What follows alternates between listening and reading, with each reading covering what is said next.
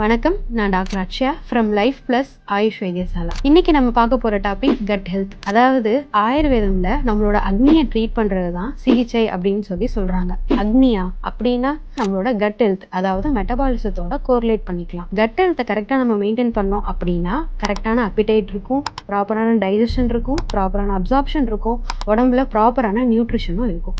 So cut ஹெல்த்தை ப்ராப்பராக நம்ம மெயின்டைன் பண்ணுறது ரொம்ப ரொம்ப அவசியம்.